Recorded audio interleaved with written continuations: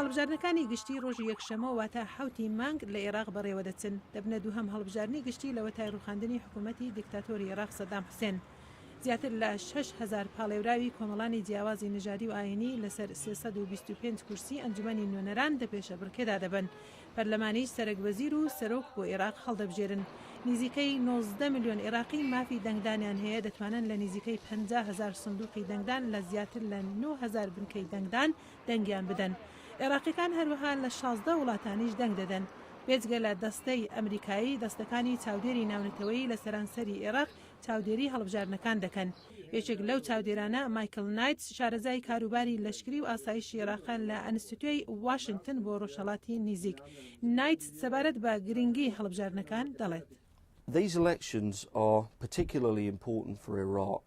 ئەم هەڵبژاردنە بۆ عێراق بە تایبەت گرنگن لەبەر ئەوەی ئەمانە یەکەمین هەڵبژاردنن لە دوای هەڵبژاردننی نیشتیمانی ساڵی 2005ەوە هەروەها یەکەمین هەڵبژاردنە لەو دەمەوەی وڵاتە گرتوەکانی ئەمریکا دەست بە کشانەوە لە عێراق بکات و دەبنێ یەکەمین هەڵبژاردن لەو کاتەوەی عێراق بەڕاستی یەکەمین هەڵبژاردننی سربەخۆ و بە تەواوی لەژێر کۆنتترۆلی خۆیدا سازیدا بێت. هەروەها ئەمانە هەڵبژاردننی گرنگن لەبەر ئەوەی ژمارەیەکی مەزن لە حیزب و لایەنە جۆرە و جۆرەکان تێیدا بەشداری دەکەن.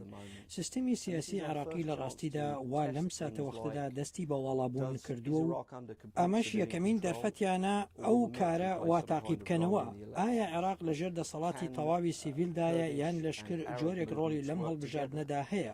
ئایا بزوتنەوە کوردیەکان و عەرەبەکان دەتوانن پێکەوە کار بکەن یان ئێمە دەست پێکردنی هەندێک لە بە سیاستکردنی چەندان پێکاتەی سیاسی لەم کاتەدا دەبینین؟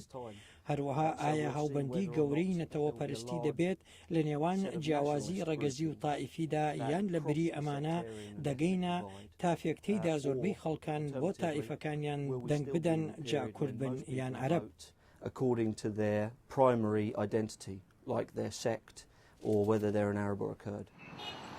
پۆستەرەکانی بانگەشەی هەڵمەتی هەڵبژاردن لە سەرانسەری عێراقدا بڵاون داوای دەنگدان لە خەڵک دەکەن. ئەمریکا چاوەڕوانی ئەوە دەکات کە ژمارەیەکی زۆر لە عێراقیەکان لەو هەڵبژاردنەدا دەنگ بدەن کە بە هەنگاوێکی گرنگ بۆ پێشخستنی وڵات دەبیندرێت. دەنگدەران خۆشیان چاوەڕوانی زۆریان لەم دەنگدانە هەیە. قاسم محەممەد وڵاتێکی عێراقیە و هیوادارە ئاکامی باش لەو هەڵبژاردنانە بکەونەوە. لەبەر ئەوەی ماوەی پێشوو سەخت و دژوار بوو وەک ڕمانی ڕژێم و سەرهەڵدانی تیرۆریزم و میلیشیا، بەڵام پشت بە یەزدان ئێمە ئومێدمان بە هەڵبژاردننی داهاتوو هەیە. پشت بە یەزدان سەرجەم لیستەکان ئەوانەی لە هەڵبژاردنەکەدا سەرکەوتن بەدەست دەهێنن ئەو پەڕی هەوڵی خۆیان دەخەنە گەڕ بۆ ئەوەی وڵات پێش بخەن و ئاوەدانی و هەروەها بنیاتی بنێنەوە. مایکل ئۆهانلەن شارەزایە لەسەر عێراق ئەو دەگەڵ ئەنستیتوی بەناوبانگی بروکینگز لە واشنگتن کار دەکات و سەبارەت بە گرنگی دووهەم هەڵبژاردننی گشتی لە عێراق دەڵێت. با دەستپێکردن بە خاڵی گشتی دیموکراتە ساواکان هەمیشە دەبێت بە خولی دووهەمی هەڵبژاردندا تێپەڕن بۆ ئەوەی بە شێوەیەکی تۆکمات دەست بە بنیادنانی ئاسۆکانیان بکەن.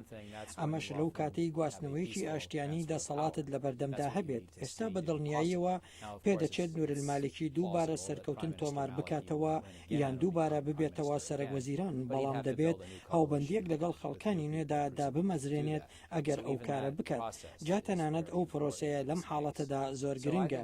بە بڕوای من دەبێت بگوتێت هەڵبژاردنەکە زۆر گرنگە. هەروەها بە دڵنیاییەوە گرنگە بۆ ئەوەی وا بکەیت گروپە سەرەکیەکان لە عێراقدا هەست بکەن ئەوان نوێنەرایەتی ڕەوا و هەروەها بوواریان بۆ بەشداری لە سیستمی سیاسیدا هەیە و دەرفەتێکی عادیلانەیان هەیە لە نوێنەرایەتیکردنی بەرژەوەندەکانی خۆیان و ئەندامانی حیزبی خۆیان یان خەڵکانی خۆیان لە دەسەڵاتدا ببینن. سەرکردەی هێزەکانی ئەمریکا لە عێراق ژێنەراڵی لەشکر ڕێی ئۆدیرنەوە بەم دوایانە لە واشنگتن بە پەیامنێرانی کوت گرنگەوەیە عێراقیەکان خۆیان بڕیار لەسەر پاشەڕۆژی وڵاتیان بدەن. ئێمە دەمانوێت کەشێک دروست بکەین کە ئەوان بتوانن بڕیار لەسەر پاشەڕۆژی عێراق بدەن. هەوڵیشمان داوە ئەم کارە بکەین. ئێمە هەوڵ دەدەین زەمینەیەک بڕەخسێنین تاکو عێراقیەکان و وڵاتیان بەرەو پێشەوە بن و نەکەونە ژێر کاریگەری ئەو کەسانی هەوڵ دەدەن خەڵکەکە بترسێنن ویا کاریگەریان بەسەر پێک هات و بڕیارەکان لە ناو عێراقدا هەبێت. خێکان لە پێشترەوە دەستیان بە پرۆسەی بڕیاردان لەسەر پاشەڕۆژی وڵاتیان کرد. پێنجشەممە 4 مانگ نزیکەی 1 میلیۆن عێراقی مەرجی دەنگدانیان هەیە بەشداریان لە پرۆسەیەکی تایبەتی دەنگداندا کرد. ئەم دەنگدەرانە بریتی بوون لە هێزەکانی ئاسایش، کارمەندانی وەزارەتی تەندروستی، نەخۆشەکان لە نەخۆشخانەکان و گرتووەکان لە گرتوخانەکانی عێراق. بەبەر شێروانی دەنجی ئەمریکا، واشنگتن.